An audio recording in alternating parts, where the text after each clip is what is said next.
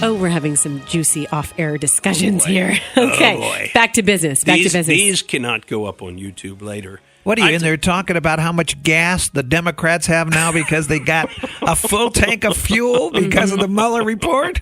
Yeah, my. for sure. Well, Pat, we talked about the Mueller report some last week, you and I did, because, you got on the horn with me, and you, right when it came out, we were running through it. And, here's the thing. There are two parts of it, right? There's the collusion part, the obstruction part, Volume 1, Volume 2. And the media now doesn't want to talk anything about Volume 1. Because Volume 1 was supposed to be the whole reason this all occurred, right? There was some kind of conspiracy or collusion. And for all these holier-than-thou types who are like, I don't understand the word collusion. I mean, it's in Rod Rosenstein's memo authorizing, the scope of the investigation. So, everybody's been using the word collusion, including the legal authorities themselves. And it's well understood. And we covered that here. It's well understood that that's essentially the same thing as conspiracy. So... But, one of the things that I wanted to bring up with this is the fact that, one, he doesn't find collusion, and he apparently knew that by the end of 2017. So think about the implications of that. Think about the implications. He knew by the end of the president's first year in office that there was no conspiracy between the president or any members of his campaign and Russia. And then he's let us sit here for the last year and a half and wait for that result. Supposedly while they investigate obstruction, which, look, I'm not a specialist in criminal law or anything, but I know a little bit about it, and I know enough to know that basically what the president was doing was not obstruction of justice. He would have had to do something that had an effect, number one, and he didn't. He did a lot of talking, apparently, talking to a lot of his aides, maybe even asking them to do stuff that they refused to do, etc.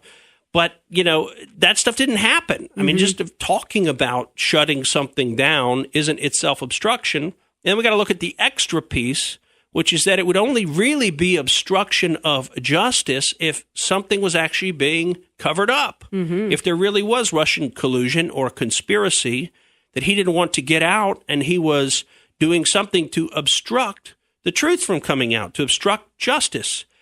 But the problem is, the truth was that there was no Russian collusion, no Russian conspiracy. This whole thing was made up from the get-go.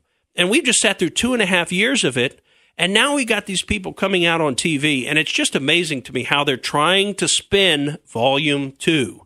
I mean, it's like somebody got a hold of the National Enquirer and thinks that that's like court evidence. And they're like, yeah, but the National Enquirer said that, he hates children and small dogs. Okay, but, that's not evidence of anything. I liked yesterday, I think it was Face the Nation, but one of the Democrats that were on there, and I don't remember the name, but I was listening in the background too, so for not to see the face, I don't remember, but said, this is just the beginning. Oh, this is just the beginning. Now we've got our hands on it. Now we can get started. Can you imagine that? 8 years from now. I know. Well, that was their plan. And we've covered that here on this show, folks. We've clued you into the fact, if you want to go and look for this, you could still find it. This information is still out there.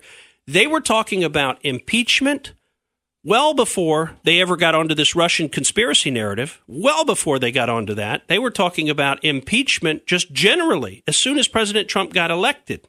Now, of course, the intelligence agencies were doing this Russia investigation thing, so they knew about it. But a lot of the politicians, by and large, were not informed about it, and a lot of the chattering class and the media, by and large, were not informed about it at that time, and they were still talking about impeaching him. He's unfit to be president. We've had some of those clips on the show before, and it's just kind of crazy because the point is they had a conclusion. They started at the conclusion, which is that President Trump is an evil, bad person and needs to be impeached, and they just work backwards to that conclusion. So now we just have to get whatever we can get a hold of that proves what we already know is true, what we've already concluded. And that's the way a lot of them are acting about this. I think it's shameful, frankly, to have a prosecutor who, the true decision for the prosecutor is charge or don't charge. And we don't have a system in this country where if the prosecutor doesn't charge you with a crime, they go ahead and publish everything they've collected in the meantime, which, by the way, a lot of it's hearsay, right? A lot of it's not actual direct evidence. It's either circumstantial evidence or it's hearsay or other things.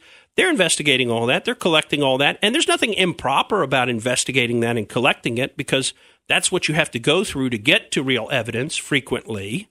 But remember, they went through all that. They never found any real evidence. And so now they decide, we'll just publish all this kind of muckraking that we did on you and every bad thing that anybody said about you over the past 2 years and all this supposition. And that's what people are sinking their teeth into. And what they're saying, this is just the beginning and stuff. But I don't think it is just the beginning. I think this investigation is essentially over with. Now, the Democrats in Congress may want to filibuster and spin their wheels and argue and hold hearings and things like that. But I think the leadership knows that, one, impeachment is not a realistic option. Two, it's certainly not realistic when there's no underlying crime. If all they're going to go on was the obstruction, you mean where President Trump fired James Comey because Rod Rosenstein told him to?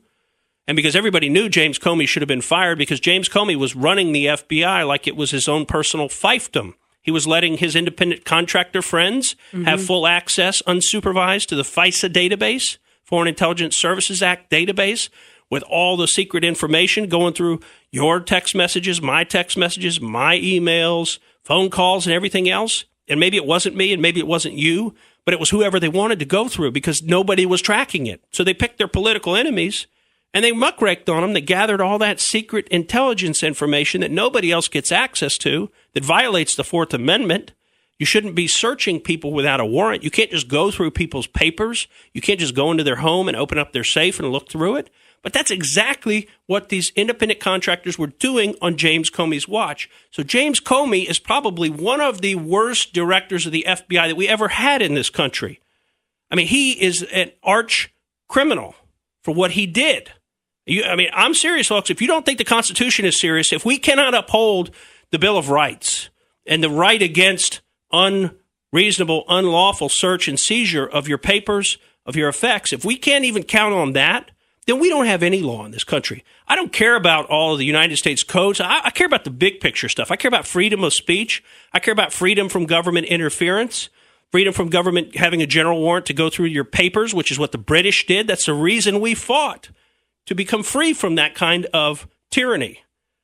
And now here we are again, and it seems like it's kind of taking over again because the state has grown too large. Thank you for listening to the Morgan Streetman Show. We hope you enjoyed what you heard, and if you did, please click like and subscribe to help us out. And remember that we recommend that you exercise your brain at least once a week.